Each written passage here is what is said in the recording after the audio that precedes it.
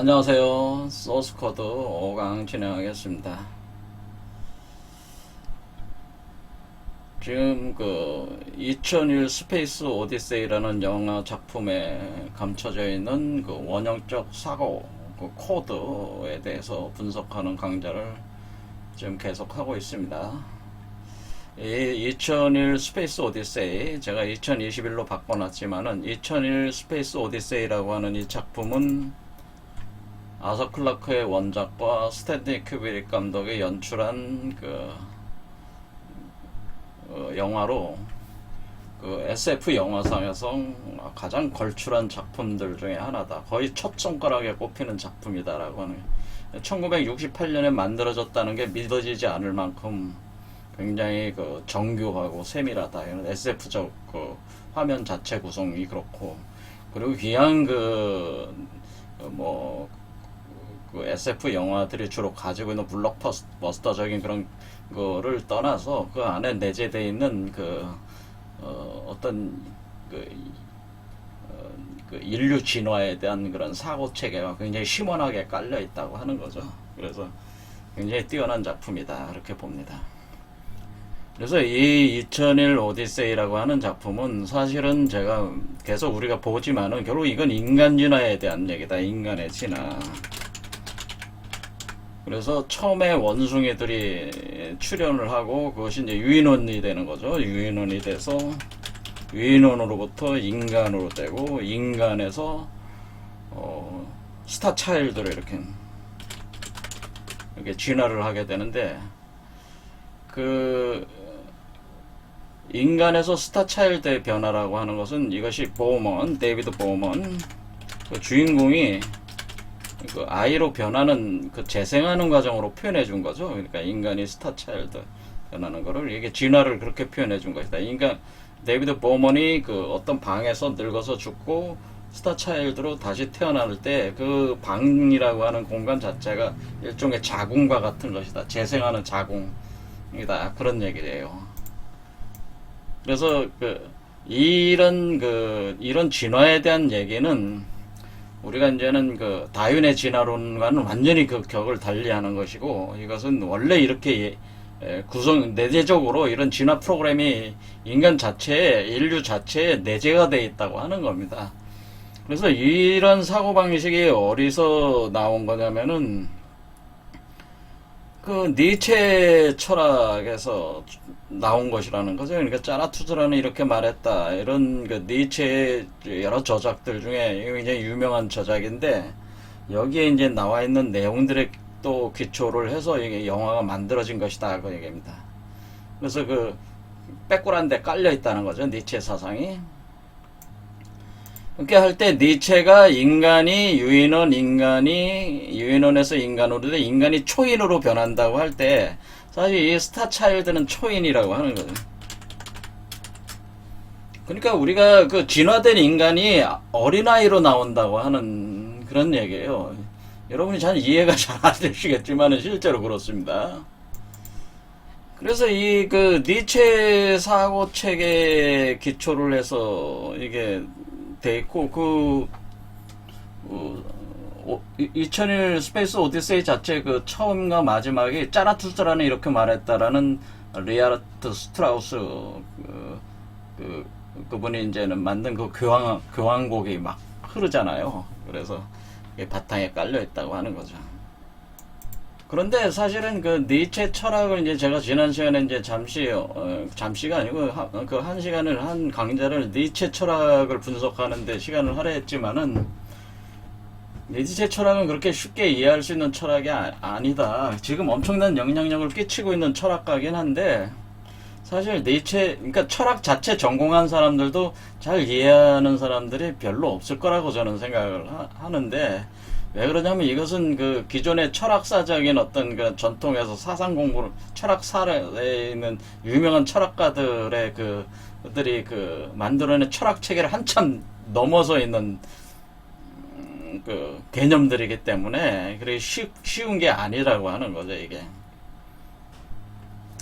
그런데 오늘 이제 제가 이제 말씀드리고 싶은 것은, 이 니체보다도 더 뛰어난 철학가들이 한국에 있었다고 하는 거예요.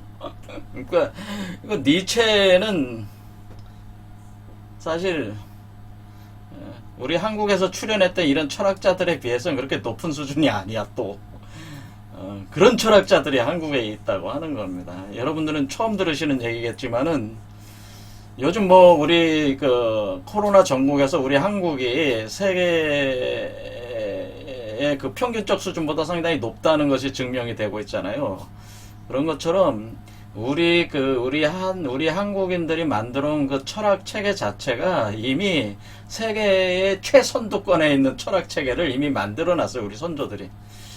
그런 거를 잘 모른다는 거죠, 또 우리 한국인들이. 그래서 제가 오늘은 니체와 그런 것들을 비교를 하려고 하는데, 그런 분 중에 이제는 유명하신 분이 누구냐면은 바로 야산 이달이라는 분이 계시다. 야산 이달과 니체를 비교를 해서 왜 이분이 니체보다 훨씬 뛰어나신 분인가를 제가 한번 설명을 좀 해보려고 하는 거죠. 니체 사상에서 가장 중요한 개념이 뭐냐라고 저한테 물어본다면은, 많은 분들은 뭐 초인이다, 초인 사상. 우리가 니체 하면은 초인 사상, 초인이죠, 초인. 이 초인은 어린아이로 나오는 거죠. 초인 또는 신은 죽었다, 뭐 이런 얘기는, 이 안에 그 내용의 신은 죽었다가, 그다음 권력의 의지 또는 힘의 의지, 뭐 이런 건, 나 영혼회기 이런 게 있어요. 이런 게 있는데, 그런데 이런 거를 좀 그 구체적으로 딱 그 가장 그 뛰어난 개념으로 제가 이렇게 딱 보는 건 뭐냐면은 정오의 태양이라는 개념이, 정오의 태양. 이 정오의 태양, 또 위대한 정오라는 개념인데, 위대한 정오.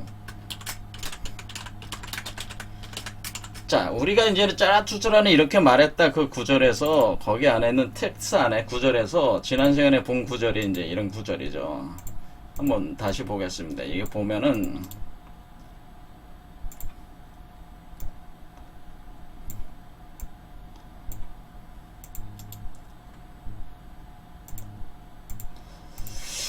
자, 읽어보. 위대한 정오라는 것은 인간이 짐승과 초인 사이에 놓인 길의 한가운데 서 있을 때이며, 한가운데라는 게 뭐예요? 중간에 서 있다고 하네. 여기서 자, 그 중이라는 얘기가 나왔어요.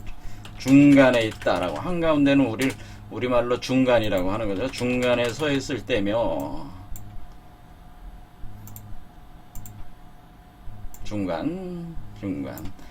중간에 서 있을 때며, 중에 서 있을 때며, 그리고 저녁을 향해 나가는 그의 길을 최고의 희망으로서 축복하는 때이다. 왜냐하면 그의 길은 새로운 아침을 향해 나가고 있다라고 하세요. 자, 새로운 아침이라는 얘기는 뭐냐면은, 여러분이 조로아스터, 우리가 조로아스터라고 하는데, 조로아스터, 제가 이럴 때 조로아스터, 조로아스터한테 영향을 받았잖아요. 그리고 짜라투스라가 원래 조로아스터잖아요. 그러니까 이 조로라는 말이, 제가 지난 시간에 뭐라고 그랬냐면, 조로가 바로 조선 아사달이다, 제가 그렇게 말씀을 드렸어요. 우리 한국어로 조로는 조선 아사달이다. 그래서 조선 한자로 쓰면 조선이잖아요. 조선 아사달. 그러니까 여기 조로가 조선이에요. 그래서 조선 아사달이에요. 그렇게 할 때에 우리가 이 조라는 말 자체가 아침조자잖아요. 아침조자. 여러분들이 그 한자를 보면 이게 아침조잖아요. 그렇죠. 아침조로 돼 있잖아요.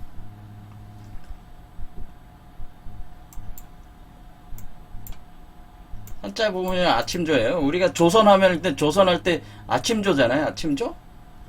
그래서 여기 그 새로운 아침이라는 얘기가 뭐야? 아침 조로 간다는 게, 조로아스터의 조란 말입니다. 근데 우리가 여긴 선인데, 조선인데 여기는 왜 조로라고 하느냐? 그 얘기는 뭐냐면은, 선은 뭐냐면 서로를 NR 규칙으로 로가 니은으로 들어온 거예요. 니은. 알타이어권에서 NR 규칙이라는 게 있어요. NR 규칙. 그래서 선이 서로가 선이 된 거예요. 그러면은 요거 서자를 빼버리면은 서자를 빼면 어떻게 돼요? 그러니까 조서로가 되는 거죠. 그러니까 조선이 조서로야. 조서로에서 서자를 뺀 거예요. 서자를 빼면은 조로가 되는 거예요. 그래서 한 글자가 더 붙어 있는 거예요. 우리 조선은. 근데 여기서 서자를 뺀 것이다. 그러지. 그러면 여기에 보면은 조로라는 얘기는 로자는 뭐냐면 한자로 표현을 하자면은 조로라고 하는 얘기는 조로. 그러면 한자로 쓰면 아침에 로 물고기 로자예요. 좀 더 얘기하면 밀을 날 로자인데 조로 이게 조로예요. 이게 정확한 의미가 이 조로 요렇게 돼 있는 거예요. 원래 이 한자로 이렇게 되는 게.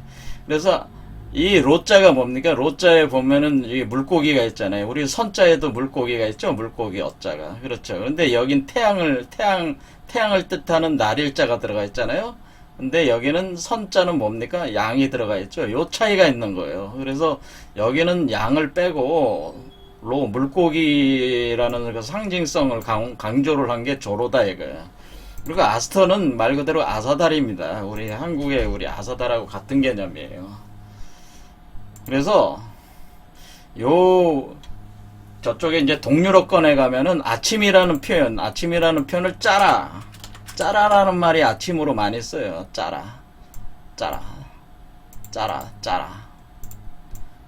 어휘가 그렇게 됩니다. 뭐 그쪽에 언어를 아시는 분은 좀 아시겠지만은, 그러니까 우리가 지금 어떻게 돼 있는 겁니까? 우리가 지금 조로아스터가 조선아스터다라고 같은 개념이다라는.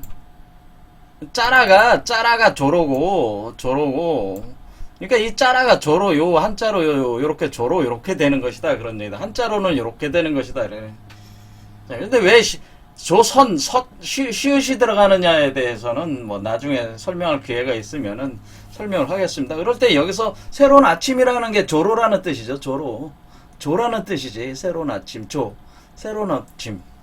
이것은 이제 뭐라고 하냐면 오기조원이다라는 문을 쓴 오기조원.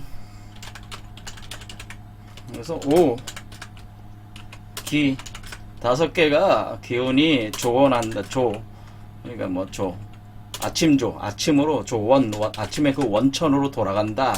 그러니까 근원으로 돌아간다고 하는 거죠. 이게 근원으로 돌아간다. 오기조원이라는 표현이 있어요. 요거하고 같은 그 개념인데, 그래서 이것은 그 새로운 아침으로 향해 간다는 건 오기조원한다고 하는 얘기입니다. 사실 이 조로 간다고 하는 겁니다. 그러니까 우리 조선의 조예요. 조로. 자, 이렇게 새로운 아침을 향해 가고 있다. 그런데 이 아침이 오면은, 아침이 된 뒤에 정오로 갈 거 아니에요. 태양이라는 것이 아침에 동쪽에서 뜬 뒤에 남중하죠. 약간 남쪽으로 가서 그 정오에, 그러니까 12시라고 그러죠. 우리 12시에 정오에, 그러니까 여기서 위대한 정오라고 하는 것은 뭡니까? 말 그대로 정오예요. 우리의 우리 한자로 정오가 되는 겁니다. 정오.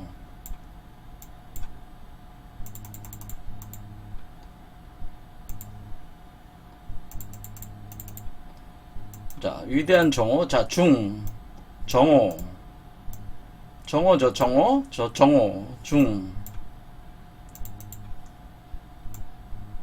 중간. 그러니까 중간에 있으며, 중간의 길이며, 중의 길이며, 그렇게 돼 있잖아요. 가운데에 있는 길이며. 그리고 정오다. 근데 아침이 됐고, 그 다음에 정오로 간다. 할 때에 이렇게 새로운 아침을 향해 가고 있기 때문이다. 이때 몰락해가는 자는 자신이 저 너머로 건너가는 자임을 안다니까. 몰락해가는 자는 누가 몰락해갑니까? 몰락해가는 자는 인간이죠. 인간이 몰락하고 초인으로 진화하는 거니까, 인간이 몰락하고 초인의 시대가 도래하는 거다. 그러니까 몰락하게 가는 자는 인간이 되는, 인류는 몰락하게 되는 거예요. 지금 현재 인류는 몰락한다는 거예요. 그러니까 니체 사상은 뭐예요? 니체 사상은 사실 종말론자예요. 이 양반은 종말론자예요. 냉혹한 종말론자예요. 그래서 인류는 멸망한다고 하는 거예요. 종말한다고 하는 거예요. 그러니까 건너간다, 몰락한다, 인류 몰락, 인류 종말. 그러니까 니체 입장으로 볼 때는 인류가 몰락하는 거니까, 인류는 뭐예요? 인류는 인류 몰락이니까 인간은 소멸한다 이가. 그리고 인류는 몰락하니까 허무주의가 되는 거예요. 허무. 뭐 살 필요가 없잖아요. 몰락하는데, 종말하는데. 허무주의자야. 허무주의 사상이. 그러니까 어떤 사람이 올 땐 허무주의를 느끼게 되는, 이 인간이 몰락하다. 아무것도 없어요. 파괴되는 존재니까. 그러니까 허무주의적인 그런 사고방식이다. 이렇게 생각할 수도 있다. 그게 본래적인 허무주의는 아니지만은, 원래 이런 인류 몰락, 인류 종말, 이런 개념이 있는 거예요. 인류 몰락, 종말 사고란 말이에요. 그러니까 이 세계는 종말하니까 살아봐요 뭐하냐 뭐 이런 식의 허무주의적으로 이렇게 잘못 해석하시는 분들이 있다 이거. 그런데 뭡니까? 인류 몰락하는 거는 초인으로 재생하기 위해서 몰락하는 거니까 허무주의가 아니죠. 사실은 뭐예요? 니체는 몰락하는 인류가 초인이 되는 거니까 더욱더 삶을 긍정하게 되는 거죠. 나는 초인이 되는 거니까 허무주의가 아니고 인간이라는 존재를 절대 긍정하게 되는 인간 생명 긍정하는. 왜냐면은 인간을 토대로 해서 초인이 나오는 거니까 인간의 삶이라는 거, 생명이라는 게 그만큼 중요하다고 또 얘기를 할 수밖에 없는 거죠. 왜냐면 인간이 없으면 초인이 없는 거니까 인간을 토대로 해서 초인이 나오는 거거든요. 그 인간이라는 거가 진화를 해서 초인이 되는 거니까, 그러니까 인간의 삶 자체도 굉장히 소중하고 중요하다고 하는 거죠. 우리가 살아가고 있는 삶 자체가. 그러니까 적극적인 뭐예요? 적극적인 생명 긍정주의자가 되는 게 허무주의가 아니고, 인간은 종말하지만 초인이 나오는 것이고, 초인이 나오는 것은 인간을 통해서 나오는 거니까 인간을 통해서 초인을 만들어내자고 하는 거니까 우리 인간의 삶을 적극적으로 긍정을 하고 살자는 거예요. 그러니까 이거는 삶의 긍정으로 바뀌는 거죠. 인간이라고 하는 것에 아니까, 어디로 가는 줄 아니까, 우리가 초인이 될 걸 아니까, 지금은 초인이 되는 과정에 우린 아는 그 목표는 다 아는데 그것을 체험하는 과정이래. 초인을 체험해가는 과정이다라고 하는, 초인으로 가면서 초인이 되는 과정을 체험해간다고 하는 그런 것이니까 그것은 삶의 절대적 긍정으로 바뀐다고 하는 거예요. 그렇죠. 그러니까 이렇게 몰락해가는 자는 인류고 그것이 종말을 하게 되고 초인이 나오게 되지만, 인간이야말로 인간 안에서 초인이 나오기 때문에 인간이야말로 절대적 그 삶의 긍정의 존재이고, 그렇기 때문에 네가 바로 초인이 되는 것이니까 신조차도 뭐예요? 우리가 인간이 지금 신을 놓고 우리가 인간이 돼서 우리가 신을 섬기잖아요. 지금 서구의 철학이라고 하는 것 자체는 이데아적인 세계가 있고 이데아의 그림자의 세계가 있어서 우리 이 인간의 세계는 열등하고 하등한 것으로 보고 이데아적인 신의 세계는 우월한 것이고 완벽한 것으로 보는 이 사고체계 자체가 전도가 돼버려야 된다. 전도가 되는 거죠. 왜? 인간이 그 이데아적인 세계를 흡수를 해서 초인으로 변하는 거니까 어떻게 돼? 신은 죽어야 되는 거죠. 그래서 신은 죽어야 되네. 인간 위에 있는 모든 사고체계, 인간을 노예화시키는 모든 시스템은 무너져야 된다고 하는 게 있는 거죠. 그래서 모든 신은 죽었다고 하는 것은 단순히 신은 죽었다는 게 아니라 이것이 종말을 하는 거니까. 종말은 뭐야? 이전 신들이 다 죽는 거야. 종말한다는 건 뭐야? 이전에 여러분들을 지배했던 모든 여러분들이 인간을 노예하고 구속했던 모든 시스템 붕괴해야 된다는 게. 그러니까 이 얘기는 뭐냐면 옛 하늘은 무너져야 된다는 거예요. 옛 하늘은 무너진다. 이런 뜻이 예, 신은 죽었다는 표현이다 그런 얘기죠. 이 옛하늘은 무너지게 돼 있다. 무너지는 것이다. 옛하늘은. 그러니까 신은 죽는 거다. 더 이상 인간이 신의 노예가 될 필요가 노예가 돼서는 안 된다는. 왜? 초인이 돼야 되니까. 이제 스스로 서야 되니까. 신에게 구걸하지 말라는 거죠. 신에게 구걸하지 말고 기대지 말라는 거죠. 이제 스스로 쓸 수가 있는 존재. 여태까지는 신의 그 어떤 뭐 은총이라는 것을 통해서 또는 뭐 신이 대신 죽어주고 뭐 대속해주는 걸 통해서 너희들이 구원받았다 뭐 이런 식으로 했지만은 그것은 다 거짓말이라고 하는 거죠. 사실. 왜? 그런 걸 지어내야지 삶을 그나마 버틸 수 있으니까 인간들이 그런 걸 만들어놨다고, 그런 개념들을 만들었다고 하는 거예요. 그래서 인간이 죄라든가 카르마라든가 모든 이런 요소들 안에서 인간 자체의 그 어떤 삶을 유지하기 위해서 만들어놓은 인간의 개념들로 인간이 갇혀있는데 그 갇혀있는 것들을 다 무너뜨려야 된다고 하는 거죠. 그러니까 우리가 여기서 양심이니 도덕이니 하는 요즘에 양심도덕론자 유명하신 분이 있잖아요. 근데 저는 양심도덕이라고 하는 것은 초인이 되기 전에는 니체의 주장은 뭐예요? 양심도덕은 초인이 되기 전에는 양심도덕이라고 하는 것은 존재할 수가 없다고 하는 거예요. 그 양심도덕이라고 하는 것 자체도 뭐예요? 자기를 기만하고 자기를 노예화시키는데 교묘하게 이렇게 작용을 하는 그 논리일 뿐이지 인간이 초인이 되지 않은 상태에서는 양심이니 도덕이니 하는 것도 노예. 그러니까 현재 우리 이 세계에서 존재하는 양심 도덕은 다 노예 도덕이다라는 거야. 그러니까 누가 누구에 대해서 함부로 양심대로 살아라 이런 말을 하는 그 사람 자체가 그 양심 도덕이라는 그 틀을 이용해서 그 사람을 지배하기 위한 하나의 수단으로 쓰고 있는 것이기 때문에 그런데 걸리면 안 된다고 하는 표현이 스스로 서야 된다고 하는 것이 타인이 정해주는 양심, 타인이 정해주는 도덕 이런 거에 준해서 살아서는 안 되고 스스로 자유롭게 살아갈 수 있는 존재로 결단을 내릴 때만이 초인으로 갈 수 있다 그런 게. 자 그래서 이 신은 죽었다고 하는 건 뭐야? 신만 죽는 게 아니고 모든 시스템이 다 여러분들을 지배하는 모든 사고 체계가 다 죽는 거예요. 여러분들을 지배하고 있는. 그럼 뭐예요? 스승도 죽이는 거예요. 스승도 죽이고 교주도 죽이고 다 죽이는 겁니다. 여러분이 믿는 사상 신념 체계도 다 죽이는 거예요. 그것이 초인이 되지 않은 상태에선 그것은 어떻게 작동하고 있어요? 그것은 여러분이 초인이 되지 못하게 작동하고 있는 개념들이라고 하는 거죠. 그런 것들이. 그래서 신은 죽어야 된다고 하는. 그래서 그런데 니체는 왜 신은 죽었다고 했습니까? 자기는 그렇게 했다는 거죠. 자기는 그렇게 했기 때문에 자기 안에서는 신은 죽었다고 하는 걸 표현해 준 거예요. 자, 그래서 그의 의식의 태양은 그래서 어떻게 됩니까?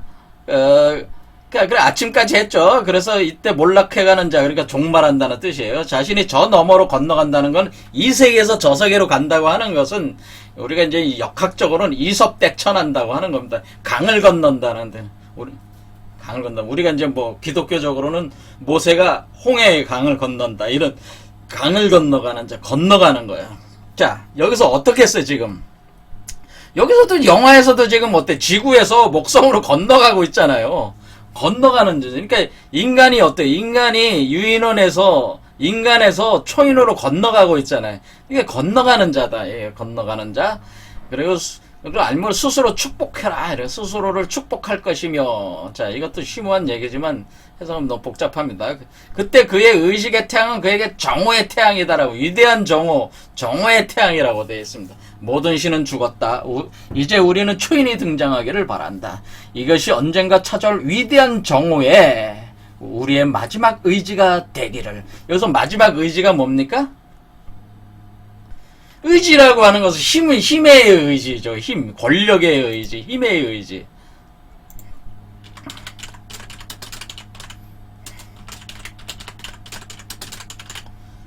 자, 힘의 의지, 권력의 의지라는 말이 이제 여기 이런 데서 등장하는 거죠. 자, 힘의 의지, 권력의 의지라는 건 뭡니까?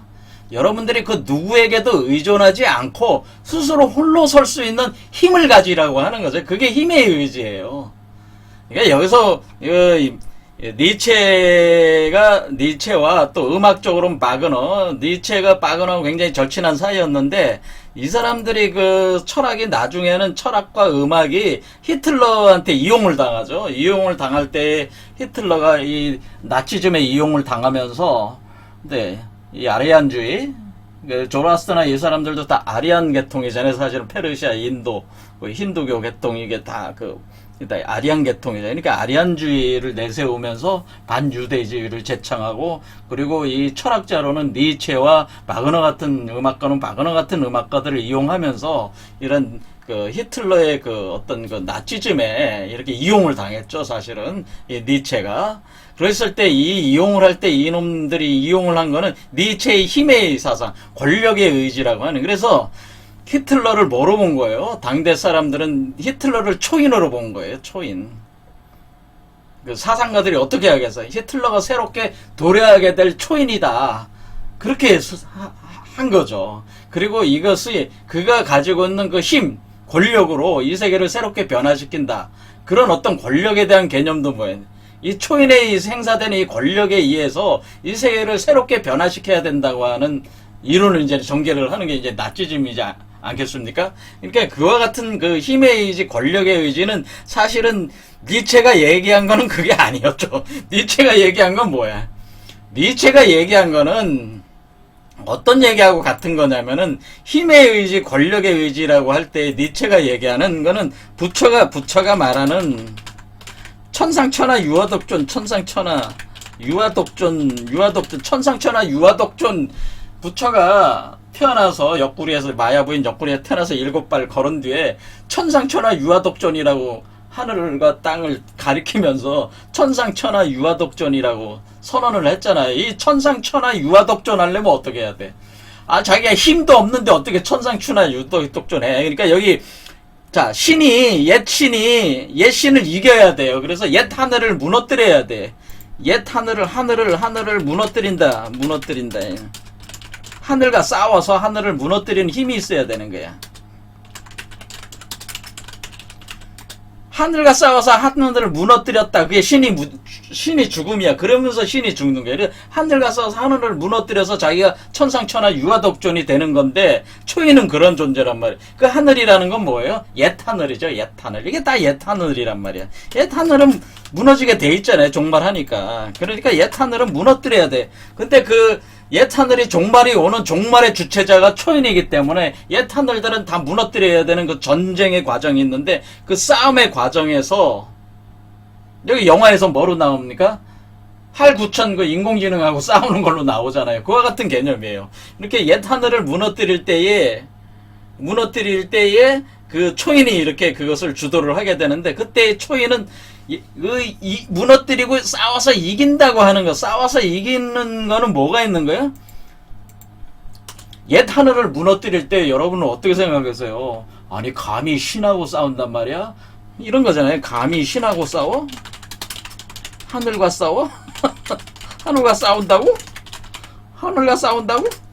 네가 신하고 싸우겠다고? 하늘과 싸우겠다고? 그럴 거 아니에요. 그러면은 초인의 입장에는, 초인이 되려는 사람은 어때? 하늘과 싸워야 되고 신하고 싸워야 되는데, 이게 옛신들이죠. 그러니까 싸워야 되는데 용기가 있어야 될 거 아니에요. 그게 바로 사자란 말이에요. 사자. 그 사자와 같은 용기. 뭐냐면 나는 천상천하 유아독존이라는 존재가 되기 위해선 그 사자와 같은 용기. 그러니까 지금 사람들이 다 뭐야? 신이 하면 다 떨잖아요. 부처님 하면은 가서 맨날 가서 절하고, 교회 가서도 맨날 하나님 어쩌고 저쩌고 절하고, 다 노예들이 돼 있다 그 얘기야. 예. 그런데 감히 예수하고 싸우고 감히 부처하고 싸우고, 그 옛 하늘들이야 그게 다. 싸운다고 하니까 그 용기가 있어야 될 거 아니야. 왜냐면 온통 다 그 99% 사람이 다 거기에 복종하고 굴복하고 있는데 거기하고 싸워야 되니까 보통의 용기가 필요한 게 아니잖아요. 용기만 있어야 되는 게 아니라 실제로 이길 수 있는 힘이 있어야 되잖아요. 그래서 그런 거는 이제 외부적으로 표현한 거고, 또 내부의 적이 또 있어요. 온갖 적들의 그런 것들을 이겨내고 나와야 되는 그 힘이 있어야 된다. 그래서 요새 힘을 가져야 된다. 힘의 의지. 그러니까 에리 프롬이 얘기한 거와 같은 거다. 에리 프롬이 도대체 우리가 에리 프롬이 뭐 유명한 책이 소유와 존재라는 책이잖아요. 그 유명한 책이. 그런 거하고 같은 건데, 에리 프롬이 한 얘기하고. 뭐냐면은, 우리가 히틀러라는 놈한테 왜 이런 떨거지 같은 놈들한테 왜 가서 복종을 하냐. 한마디로 이해가 안 된다는 거지. 왜 히틀러 같은 놈한테 복종했냐? 왜 복종했냐? 왜냐면 독일이라고 하면은 독일에서 배출하는 철학자가 칸트도 있고 헤겔도 있고 뭐 막스도 있고 유명한 사람들 많잖아요. 그렇죠. 그런데 우리가 그 계몽주의에 의해 가지고 이성주의가 승리를 해 가지고 나름대로 이 세계를 인류가 신이 없어도 인류가 이 세계를 잘 컨트롤해 나갈 수 있을 거라는 그 낙관주의를 가지고 있었는데 어느 날 히틀러 같은 놈한테 사람들이 다 가서 복종해버리더라 이거야. 그러니까 자, 카톨릭이나 기독교는 무너지고 어떻게 되는 거야? 현세적인 어떤 그런 히틀러 같은 놈한테 가서 또 복종을 하고 있더라 이거야. 노예가 돼버렸더라 이거야. 왜? 사람은 그래서 에리 프롬이 한 얘기 뭐 소유냐 존재냐 해서 사람은 자기 자유를 누리는 거에 대한 공포를 가지고 있다고 얘기지. 스스로 홀로 서는 거에 대한 공포를 가지고 있다는 거. 그 힘이 없다는 거죠. 인간이 기본적으로. 인간이라는 존재 자체는 스스로 홀로 설 수 있는 힘이 없기 때문에 타자한테 의지하고 거기에서 복종하고 노예가 됨으로써 스스로 노예가 됨으로써 자기 삶을 살아남으려고 한다는 거죠. 발버둥 친다. 이게 그러니까 인간이 스스로 자유를 누릴 만한 힘이 없어서 그렇다니. 그것이 존재의 힘이죠.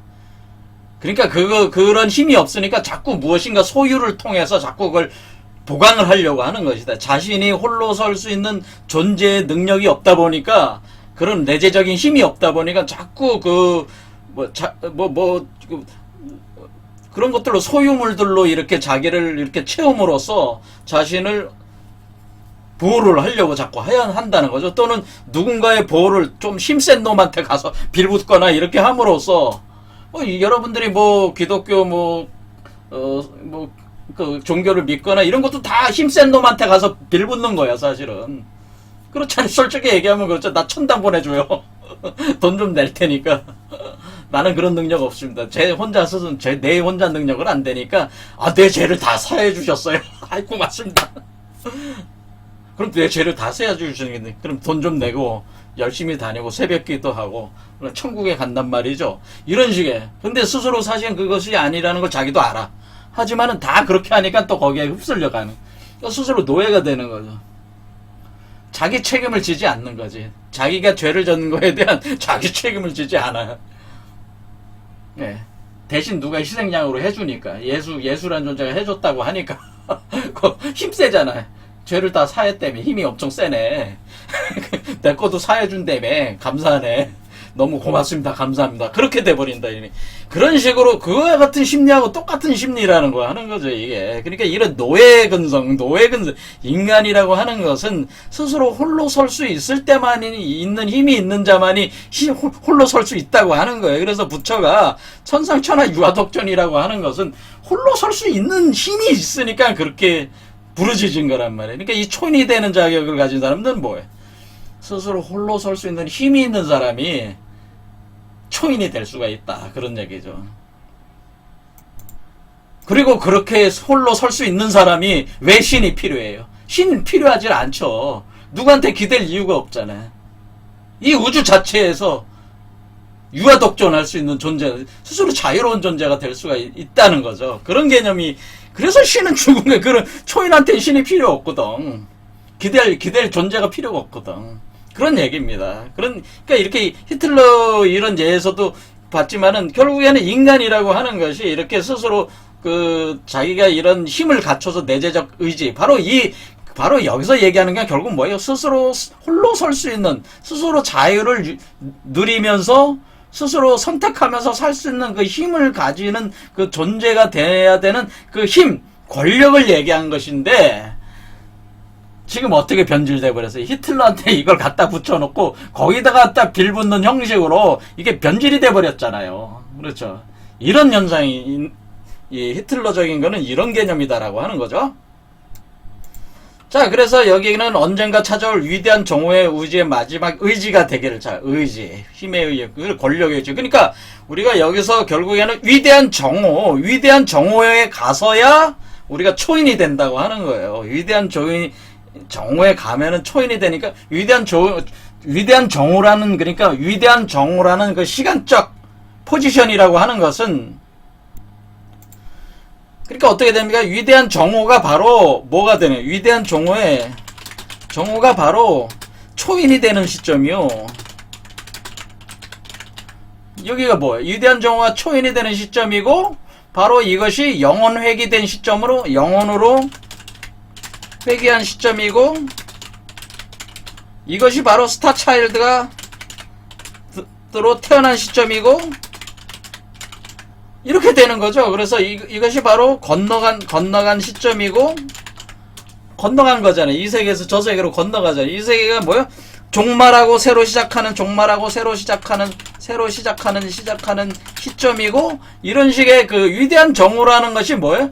이 시점에 그 알려주는 거죠. 이 시점을 알려주는 개념이라고 하는 거죠. 이 개념이.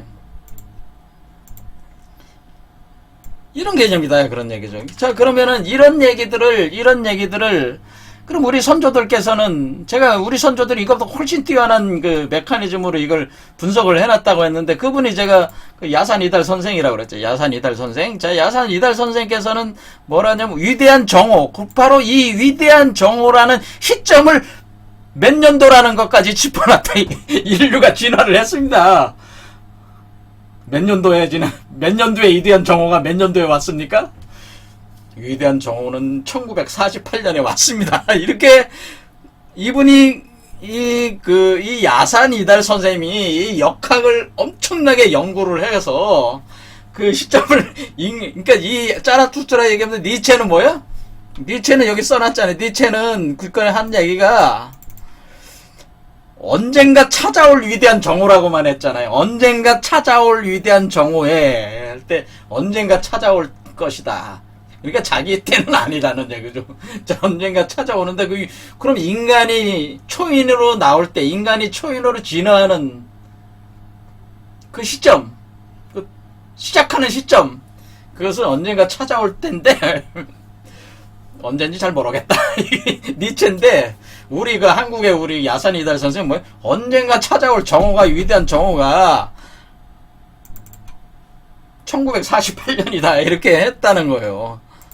자, 이거 보겠습니다. 그래서 여기서 그러면은 우리가 니체의 위대한 정오라는 개념. 자, 니체의 위대한 정오. 니체의 위대한 정오라는 거를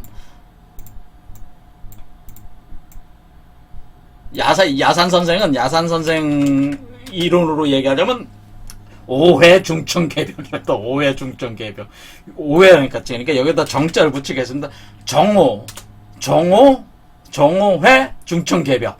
중자가 들어있죠. 그렇죠. 가운데 길이라고 중천이라고 그랬지. 그러니까 위대한 정오. 근데 여기 뭐라고 써 있었습니까?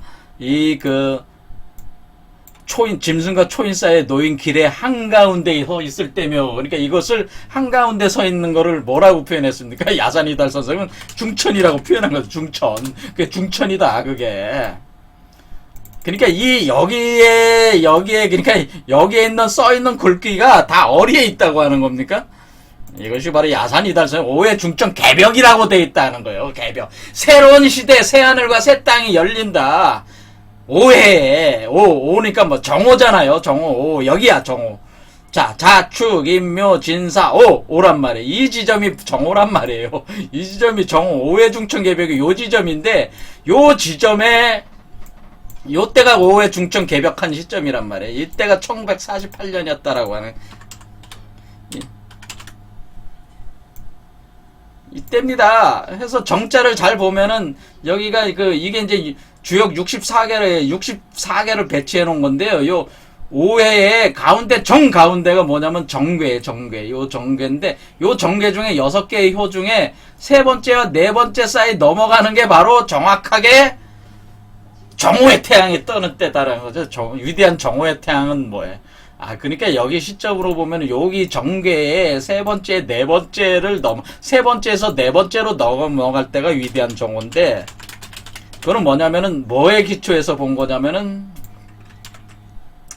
이것을 어떻게 분석을 한 거냐면은, 복희 64개 방위도로 분석을 하신 거예요. 그래서, 정계의 세 번째에서 네 번째로 넘어가는 이 시점이 바로 위대한 정오인데, 이것이 1948년이다. 이때가 바로 5회 중천 개벽의 기준점이다. 이 해가. 그렇게 본 것이다. 이거죠. 그러니까 여러분이, 어떻게 이걸 추산하셨습니까?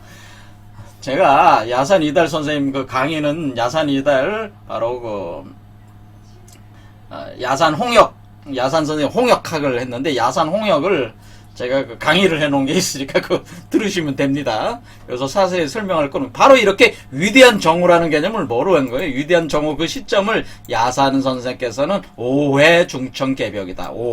그러니까 정오 5회 중천 가운데 길로 간다고 그랬잖아요. 그러니까 중천의 과정을 거쳐가지고 개벽한다. 이것을 좀 더 그 철학적으로 어떻게 표현을 하시냐면은, 야산 이달 선생께서는, 그러니까 자라투스라면 얘기했더니 니체가 한 얘기를 다 포괄하고 있는 거예요, 사실은. 그래서 이렇게 위대한 분들이 우리 한국에 있는데, 사실 뭐 제가 생각할 때 니체보다 훨씬 뛰어나요, 이런 분들이. 근데 뭐 니체가 대단한 사람이냐, 물론 대단한 사람이죠. 니체 자체를 이해하는 사람도 별로 없으니까. 어떻게 돼? 중어선우 정기종시 한다고 돼 있습니다. 중어선우 정기종시. 그렇죠. 중어선우, 중이잖아요. 중이 선우청 교역과정에 의한 중천 개벽으로 정오잖아요. 정오의 그 기종시, 만물이 끝나고 시작한다. 새로운 시작. 그러니까 인류의 시대가 끝나고 초인의 시대가 새로 시작하는 게 정기종시라는 거지. 이때가 정이라는 게 뭐 정오죠. 이게 정오, 중정, 그렇죠. 중정. 그래서 중정의 논리가 있잖아요. 그래서 이 위대한 정오의 오잖아요. 정오. 그렇죠. 이 5회 중천 개벽인. 5회 중천 개벽이다. 이런 얘기예요. 자, 그래서 선우청 교역의 중천 변화라고 하는 것은 금화교육을 일으켜 반정존본한다는 건 뭐예요? 정으로 돌아간다는 거죠. 발을정자로 반해서 발을정으로 돌아가고, 존본한다는 건 뭐예요? 근본의 세계로 앉아있는다. 그 존본한다. 반정존본함이 이렇게 돼. 반정존본의 이치가 있다고 하는 거예요. 그러니까 근원의 세계로 돌아간다고 하는 건 뭡니까? 영원한 세계로 회귀한다고 하는 거잖아요. 이게 반정존본이라는 말이 다시 말하면 뭐가 됩니까? 반정존본이라는 뜻은 니체가 말한 영원회귀라는 거예요. 이게 바로 니체가 말하는 영원회귀라고 하는 것이 반정존본이고,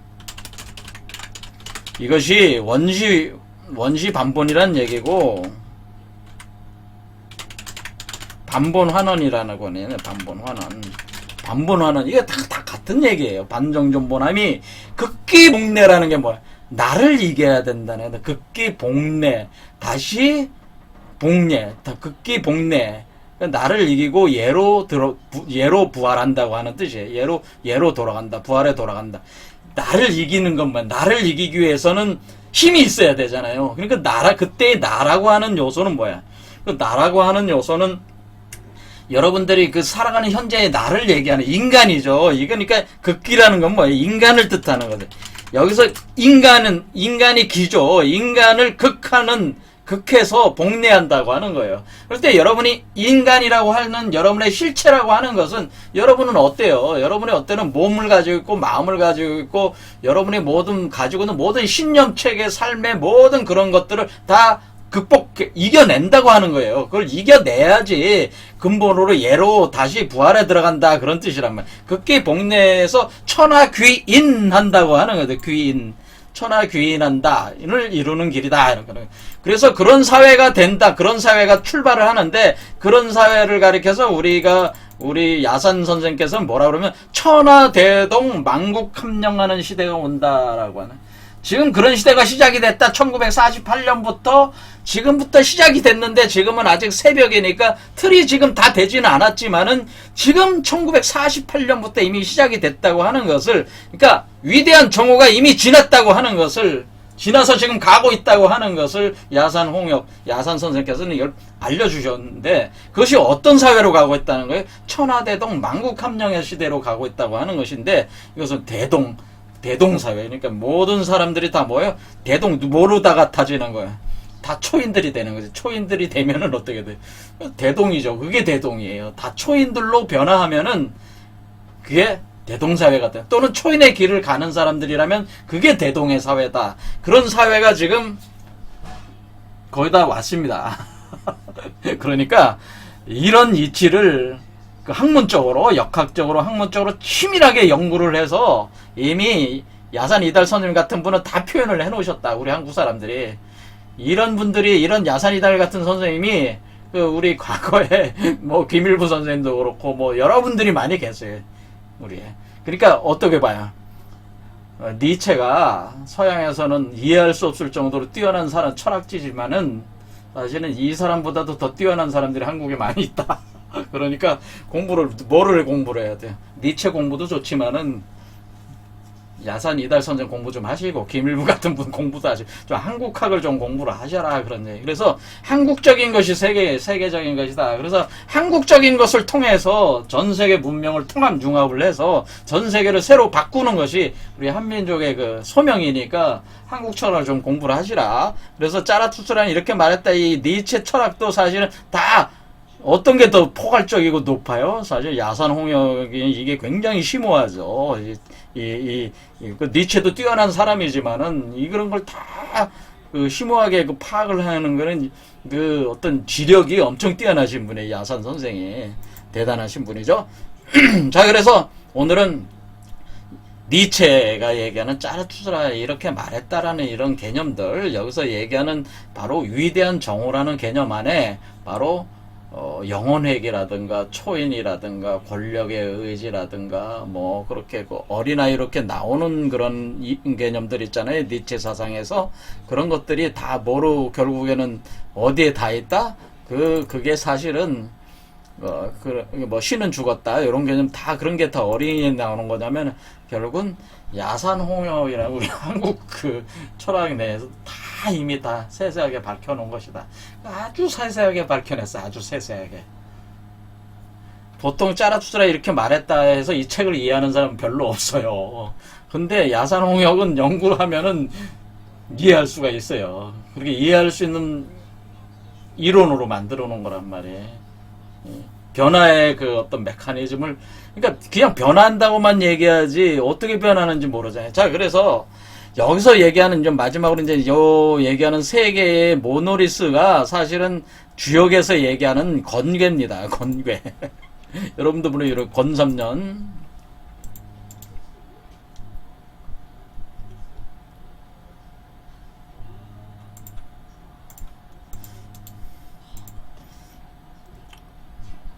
여러분이 딱 보시면 어때요? 이게 지금 모노리스가 세 개가 있죠. 세 개가 있는데 이게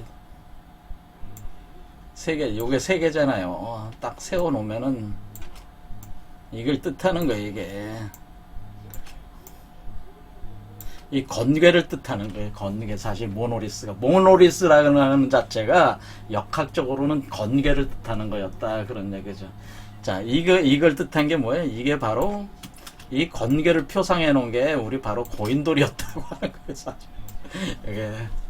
자, 오늘 여기까지 하겠습니다. 감사합니다.